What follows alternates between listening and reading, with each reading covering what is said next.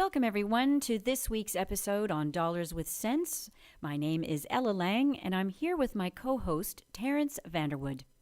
Today's topic is estate tax dollar choices, and this part one of a two-part series where your two financial gurus will be using another case study to provide insight into what happens to one's asset when one joins the spirit in the sky. Oh, yeah, I remember that song. Da, da, da. Maybe Rod will play that one after this episode. Hey, Rod?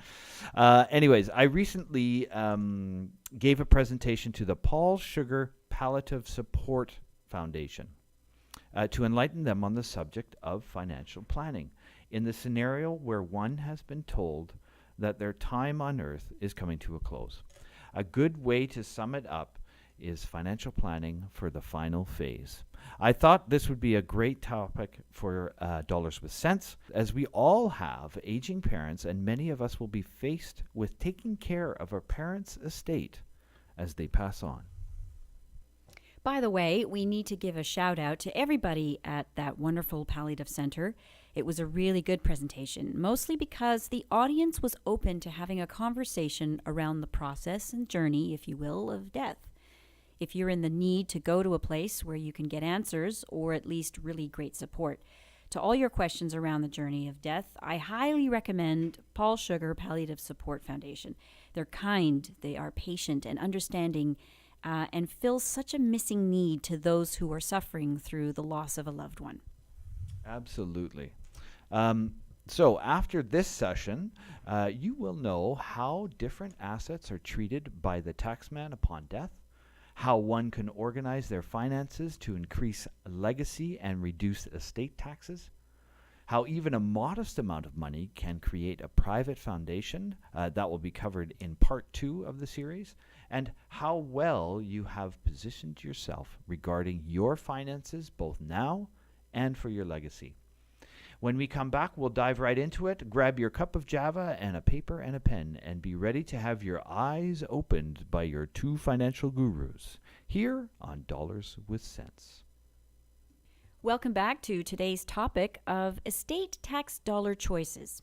I'm Ella, here with my co-host Terrence, and we are your two financial gurus enlightening you this week on how to set up an estate that will either have the tax bill go to the government or to your favorite charity. You have heard it many times before. There are two certainties in life, death and taxes. Well, they don't call it an old adage for nothing, because on both of these subjects, I can guarantee that each and every one of you will experience both.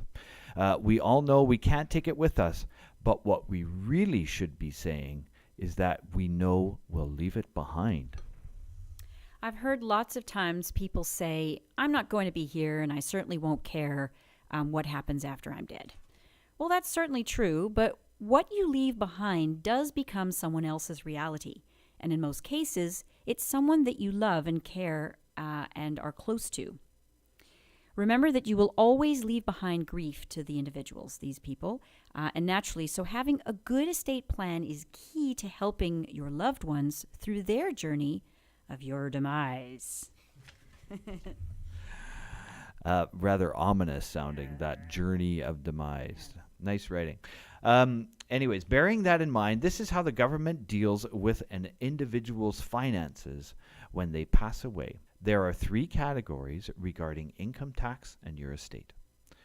First category is income in the year of death. This income gets recorded, treated, and processed much like any year when you file your taxes. The only difference is it's not you filing out your taxes, and the deceased tick box will be checked off. The second category is called capital gains on deemed dispositions. So this is when the government assumes on the day you die that you have sold all your assets at a fair market value. The capital gains is calculated like this: what the asset is worth minus what you paid for it. This is often referred to as the ACB, or the adjusted cost basis. The taxman then collects what 50% of that quote-unquote profit is and adds it to your annual income for your final year. Registered plans. The government assumes that you cash in all your registered plans. That's RRSPs, RIFs, LIRAs, or LIFs, income funds, and all other registered plans that may be in place. These are the final calculation to determine what your total gross income will be for your final return. In many cases, the income of the deceased equals to over the highest tax bracket in BC of 45.8% for all income over $150,000. In that case, the government could receive $68,000. Gee, that's a lot of money. It certainly is. So next on the list of must-knows when it comes to estates is called probate fees. Probate is the process to declare a will valid. The courts must get involved at this point and be able to take the time to study and verify the will as legal and true. Part of this process is checking in with all the institutions and verifying that all the assets are where they're supposed to be and what needs to happen in order to carry out the wishes of the will. Probate is also a way to confirm the authority of the executor. It provides evidence of death. A death certificate must be produced by the province as an official document that is needed for all financial matters. And then fees for the probate vary from province to province, as it is handled and managed by each province or territory. In BC, the probate fee is on the low side compared to other provinces in Canada and is charged at a rate of 1.4% on the total size of the estate. So, in this session, we'll be looking at a case study of Roger Brink, a newly retired 65-year-old man who has been recently diagnosed with terminal cancer and has been given 18 to 24 months to live.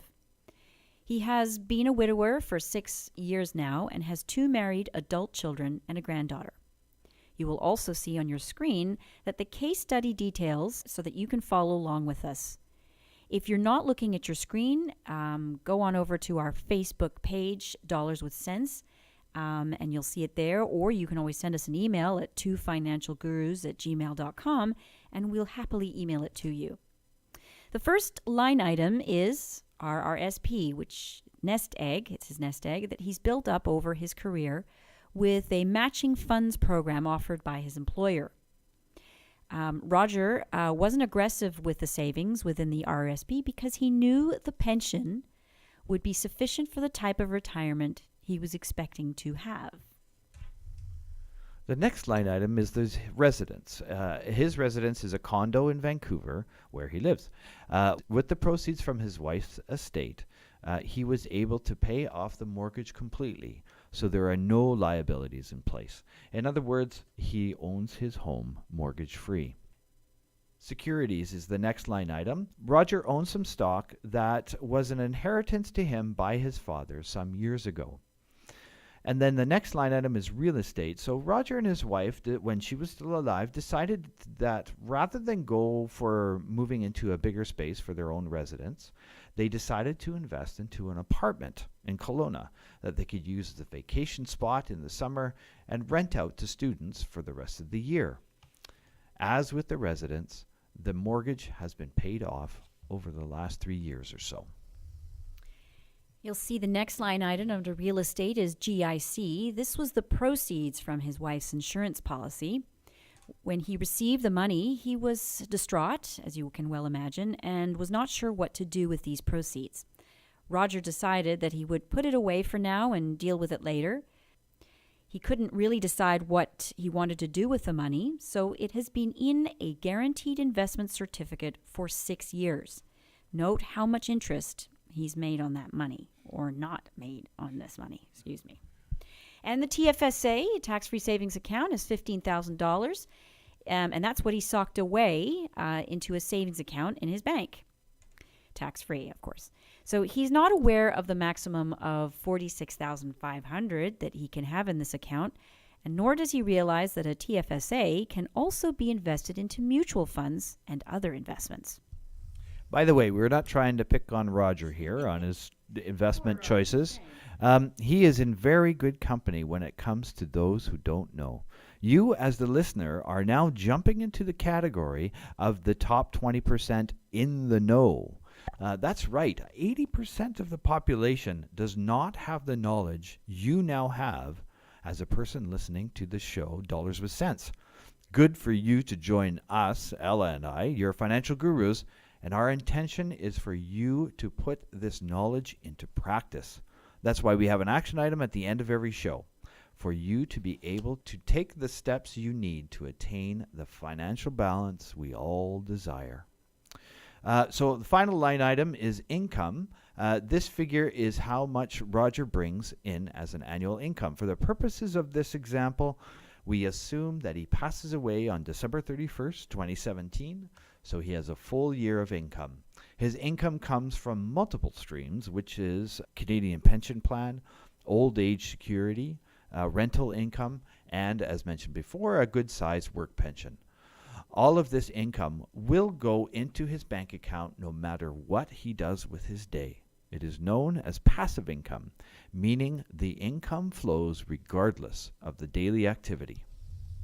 So we're going to take a short break here, but when we come back, we'll look at all the numbers that are behind the assets of Roger Brink, including how much taxes his estate will be billed for each different account. Don't go away. We'll be right back with more Dollars with Sense. Thank you for joining us today while we are discussing the choices you can have when it comes to your final estate tax bill. We are working with our case study, Roger Brink, who is interested in the choice of paying the tax bill to his favorite registered charity and not making the government one of his beneficiaries. Let's go back and take a look at the case study chart that shows all of Roger's assets. A few moments ago, we discussed in length where and how Roger has invested his assets. Now we are going to itemize how much he has in each of his assets and how much will be added to his total income for the final tax return. His total RRSP market value is $130,000, and that taxable amount is $130,000 because it's a registered account. His residence is worth $600,000, but because it's his primary residence, he is exempt from any capital gains tax. So his taxable amount is $0. And securities, they are worth $100,000. And the ACB, or the actual cost basis, is $10,000. So this is how much he spent over the year when buying new stock. The rest was gifted to him from his father, and it has grown and gained from stock market returns. Therefore, taxable amount is $90,000, but because it's a capital gains, the government says, good for you, you get 50% of that gain tax-free. Thank you very much. And the rest, $45,000, is added to his total gross income for the year. Gross is a good word to use. Next line item is real estate, which is worth $220,000, and it's for the condo in Kelowna. The original cost, including the renovation upgrades that they did, was $112,000. So that leaves a capital gain of $108,000. Again, because it is capital gains, only $54,000 will be added to the gross annual income. Next line item is the GIC. He has only made $2,000 worth of income, but it is income by interest. There are three ways that money makes money. One is by capital gains, two is by dividends or dividend payouts, and three is by interest. Interest is the only one that is not tax preferred and therefore is taxed at 100%. This is another reason why GICs that so many have their savings in is a very inefficient place to hold your assets. The $15,000, next line item, in the TFSA or tax-free savings account is exactly that. It's tax-free so that it is not added to the taxable income. A really great way to think of a TFSA is that it's tax-free for life. And finally, all his passive income totals to $65,000, and it is all taxable. To keep things simple, we're assuming that his amount is taxed at 100% and there are no deductions. All of this taxable income adds up to a final year of income for Roger that exceeds the maximum tax threshold of over $150,000. So his marginal tax rate will be 45.8% here in the province of BC. Looking at the next slide on your screen, you will see the income numbers are all the same, but the numbers on the right are different. These numbers show a probate fee of $17,360, which is 1.4% of the total worth of the estate. The income tax bill of $135,560. The total amount of estate that will go to his heirs is $1.02 million, with a total of almost $153,000 that is the government's share. The other factor that is not thought about much is the process time of the estate. As you can imagine, the process time to settle the will and inheritance is also in the hands of the government, and the more complicated the estate, the longer the process time. Roger's loved ones can expect 12 to 24 months or more before the probate court is finished with their processes. Financial concerns aside, the lingering element of the settlement of the estate can take a real emotional toll. The closure that is needed for Roger's loved ones will not be complete until after the estate has settled and the inheritance is passed along according to the wishes of Roger's will. Now, this episode is called Estate Tax Dollar Choices, and here's why. The tax bill is due. There is no other way to avoid this bill but the government, with the help of smart financial planning, has made the opportunity available for this tax bill to not go to the government but can be given to a registered charity. When this happens, then the charity gives the estate a 100% deductible receipt and greatly reduces the amount that the estate owes to the government. You'll be able to see this clearly on the second part of the show, which will be next week's show. We are going to take a quick break, and when we return, we will look at the different gifting options that are available and how they are treated. And we will have your action items for you. In the meantime, if you have any questions or comments, we would be happy to connect with you. You can reach either of us by leaving a comment on our Facebook page, Dollars with Sense. You can email us at twofinancialgurus@gmail.com. That's the number 2financialgurus@gmail.com. Or you can call us at 778-879-0820. Don't go away. Dollars and Cents will be right back. Thanks for joining us today. I'm Ella Lang with my co-host, Terrence Vanderwood. And we're discussing the estate tax dollar choices that are available to every individual. This is a two-part series, as there's a lot of information around estate planning. We're looking at our case study, Roger Brink, who is a fairly typical estate compared to a lot of Canadians. As we mentioned in the last segment, we have calculated that Roger's estate will be looking at a $153,000 tax bill, but has a possible opportunity of reducing the amount that goes to the government coffers by about 94%. Not only that, but this will direct that amount of money to the charities that Roger cares about. This is a powerful way to maximize the philanthropy and legacy of Roger Brink. Gifting can be done for many reasons. It can be done for philanthropy, it can be to establish a legacy, and of course, to save tax. As with all details when it comes to taxes, there are parameters and maximums that govern this area of the tax law. A charitable donation is eligible for federal and provincial non-refundable tax credits. The federal credit, 15% on the first $200 and 29% on the donations above $200. The provincial tax credit has the lowest rate of tax on the first $200 of donations, and then the highest rate of tax on donations above $200. There is an annual limit for charitable donation claims, which is 75% of the net income for that year. One can certainly give more than that to a registered charity, but the tax deductions will only apply up to 75% of the net income. Having said that, if the gift is made at death, The limit is 100% of net income in the year of death and in the preceding year. So in the case of Roger Brink, he made $65,000 the year he died. I can add another $65,000 because that's his net income for the year before he died, which totals $130,000 available to him to donate to his favorite charity. If he does this action, the charity will get the $130,000 and give his estate the tax deduction. All of these details are also available to view on our Facebook page, Dollars with Sense, in either a video format or in a transcript. If you're having trouble finding the details or need more answers to your questions, reach out to us by email at twofinancialgurus@gmail.com or call us at 778-879-0820. With this part of the episode, we have presented with you the problem and a ton of information on the process in place when it comes to calculating the worth and tax bill for a final estate.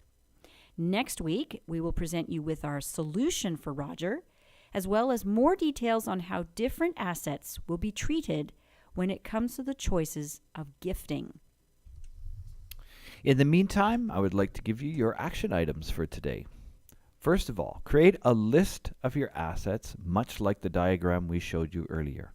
Write down what the asset is, how much you paid for it or how much you've contributed to it, and what the fair market value is today. This exercise will give you a one-page look of what your assets are and some insight on how they would be treated if you were to meet your maker today. Have this list complete and ready for next week's show, where we will be able to demonstrate to you how to save, in Roger's example, 94% of the final tax bill from going into the government coffers and into a very useful gift to a registered charity. The second action item is spend some time thinking about what registered charity organizations you care about the most and write them down. Your choices can be as simple as the SPCA or the Cancer Society, or as complex as dividing up your estate tax dollars between as many organizations as you wish. The only criteria is it must be a registered charity. You can research or view the list of this list at the Canadian Revenue Agency website, which is on your screen now. So you'll see that coming up. And that's about all the time we have for today. We would like to give a shout out to our phenomenal Rod Macbeth, who week after week helps us get this show to you on the Tri-City radio station, CKPM 98.7 FM, and for his tireless devotion to keeping things running smoothly at the station. I'd also like to thank Michael and Dana at the Tri-City Chamber of Commerce for giving us the opportunity to produce this show for you, our listeners.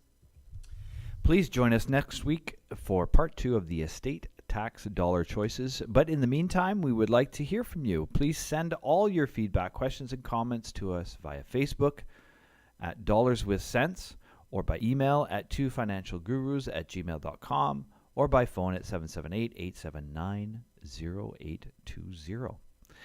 We are always happy to receive any questions and comments from you, our listeners. Don't forget that this is our 22nd episode, so there are another 21 sessions where you can find valuable information on topics around expert advice on growing and protecting your wealth. Have a great week, everybody, and may dollars and cents be with you.